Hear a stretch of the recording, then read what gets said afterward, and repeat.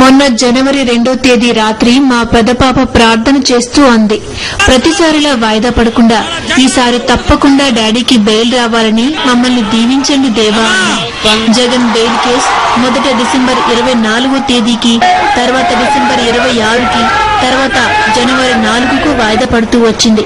ఇలా డేట్ వచ్చిన ప్రతిసారి ఆశతో ఎదురు చూడడం, సిబిఐ వాళ్ల నిర్దాక్షిణ్యమైన ధోరణితో నిరాశకు గురి కావడం లెక్కలేనన్ని సార్లు జరిగింది. కోర్టుకు వెళ్లే ముందు షర్మిల దగ్గరికి వెళ్లి కోర్టుకు వెళ్తున్నాను పాప అంటే తను ప్రార్థన చేసి ఏడ్చింది. ఈ రోజు అన్న తప్పకుండా వస్తాడు వదినా, తప్పకుండా రావాలి వదినా అంది. తను అంత బాధతో ఏడుస్తూ అంటే నేను కూడా అన్నాను, పాప మీ అన్న ఈ రోజు ఇంటికి వస్తాడు అన్నాను. కానీ ఆ రోజు కూడా సిబిఐ లాయర్ లేడు అనే ఒక గుడ్డి సాకు చూపి 18 రోజుల పాటు కేసు వాదనలకు కూడా రాకుండా అడ్డుకుంది. కోర్టుకు నాతో వచ్చిన మా అక్క అంది, వీళ్లకు నిద్ర ఎలా పడుతుంది? ఒక మనిషి మన మూలంగా ఇన్ని నెలలు ఇబ్బంది పడ్డాడన్న ఆలోచన లేకుండా ఇప్పుడు కూడా అన్యాయంగా మరో 18 రోజులు గడువు అడగడానికి వీళ్లకు అసలు మనస్సాక్షి ఉందా అని. ఆ రోజు కోర్టులో మా లాయర్ అన్నాడు, డిసెంబర్ 26నే సిబిఐకి తెలుసు కేసు జనవరి 4న వస్తుందని. ఆ రోజు ఒప్పుకుని ఇన్ని రోజుల తర్వాత వాదించవలసిన రోజున లాయర్ లేడు అంటున్నారు. గవర్నమెంట్ కు హైదరాబాద్ లోను ఢిల్లీలోను ఇంతమంది లాయర్స్ ఉన్నా కూడా 18 రోజులు పొడిగించారు అని. జగన్ ను అక్రమంగా నిర్బంధించి జనవరి 22కు దాదాపు 8 నెలలవుతోంది. నాకనిపిస్తుంది, వీళ్లకు మాలాంటి అక్కలు చెల్లెళ్లు ఆడబిడ్డలు తల్లులు లేరా? అదే వాళ్ళెవరైనా జైల్లో ఉంటే అసలు నేరారోపణ రుజువు కాకుండా నేర నిర్ధారణ జరగకుండా 8 నెలలు అన్యాయంగా బెయిల్ ను అడ్డుకుంటుంటే ఆ చెల్లెళ్లకు బిడ్డలకు తల్లులకు ఎలా ఉంటుందో ఆలోచించరా అని. 90 రోజుల్లో విచారణ ముగియకుంటే బెయిల్ రావాలని తెలుసు. ఒకే కేసులో ఇన్ని ఛార్జ్ షీట్లు వేయడం కేవలం ఇబ్బంది పెట్టడం కోసమని తెలుసు. ఇంత బాహాటంగా చట్టాన్ని ఉల్లంఘిస్తున్నారు, మనుషుల హక్కులకు భంగం కలిగిస్తున్నారు. మా మామగారు అనేవారు, పోనీలే ఎవరి పాపానికి వాళ్లే పోతారు అని.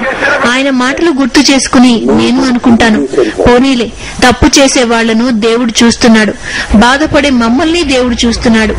దేవుడు అన్యాయం చెయ్యడు, ప్రజలు అన్యాయాన్ని చూస్తూ ఊరుకోరు. దేవుడు కరుణిస్తాడు. దేవుని దయతో ప్రజల ప్రేమతో మేము సంతోషపడే దినం తప్పక వస్తుంది అని. జనవరి 22కి వాయిదా అంటే మా అమ్మ ఫోన్ చేసి ఏడ్చింది. ఇలా ఎన్ని రోజులమ్మా, దీనికి అంతం ఉండదా? ఇంత అన్యాయమా అని. నేను మా అమ్మతో అన్నాను, నువ్వు ఏడవద్దమ్మా, అసలు మనమెందుకమ్మా ఏడవాలి? తప్పు చేస్తున్నందుకు వాళ్లు ఏడవాలి, ఒకరికి అన్యాయం చేస్తున్నందుకు వాళ్లు ఏడవాలి. దేవుడు పైనుంచి చూస్తున్నాడు అని. మా మామగారు ప్రతి క్షణం ప్రజల కోసం ఏం చేయగలమా అని ఆతృత పడ్డారు. ఆరోగ్యశ్రీ, ఇళ్లు, వృద్ధులకు వికలాంగులకు పింఛను, 104, 108 ఫీజు రియంబర్స్మెంట్ ఇలా ఎన్నో చేపట్టారు. ఆయన ప్రభుత్వంలో ఏ సమస్య లేకుండా ప్రజలు హాయిగా జీవించారు. దేవుడు ఆశీర్వదించాడు. వర్షాలు బాగా పడ్డాయి, లా అండ్ ఆర్డర్ బాగుంది. అటువంటిది ఇన్ని చేస్తే ఆయన చనిపోయిన తర్వాత ఆయన వల్ల అధికారంలో కూర్చుని ఆయన్ను నానా మాటలు మాట్లాడారు. గవర్నమెంట్ అనే పదం తీసేసి ఆయన పేరును ఎఫ్ఐఆర్లో చేర్చారు. ఆయన కుమారుణ్ణి జైల్లో పెట్టారు. ఆయన భార్యకు తీరని అన్యాయాన్ని చేశారు. ఆయన కుటుంబాన్ని కష్టాల పాలు చేశారు. కేవలం రాజకీయ మనుగడ కోసం ఇలా చేసేవారి గురించి ఏం చెప్పగలం? ఎవరి విఘ్నతకు సంస్కారానికి వాళ్లను వదిలేయాలి. వాళ్లతో ఉంటే మంత్రులను చేస్తారు, ముఖ్యమంత్రులను చేస్తారు, లేదంటే ఇబ్బందులు పెడతారు.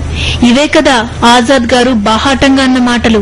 నేను దిగులు పడినప్పుడు జగన్ నాతో అంటాడు, కొంతకాలం నిబ్బరం కలిగి ఉంటే దాన్ని దాటేయగలం, కొంచెం ధైర్యం తెచ్చుకో అంతే. చీకటి ఎంతో కాలం ఉండదు, అది శాశ్వతం కాదు అని. దేవుని దయతో, మామ ఆశీర్వాదంతో, ప్రజల అండతో త్వరలోనే మళ్లీ సూర్యుడు మా జీవితాల్లో ఉదయించడమే కాదు, దేదీప్యమానంగా విరాజిల్లే రోజు త్వరలోనే వస్తుంది. YS Bharati, wife of YS Jagan.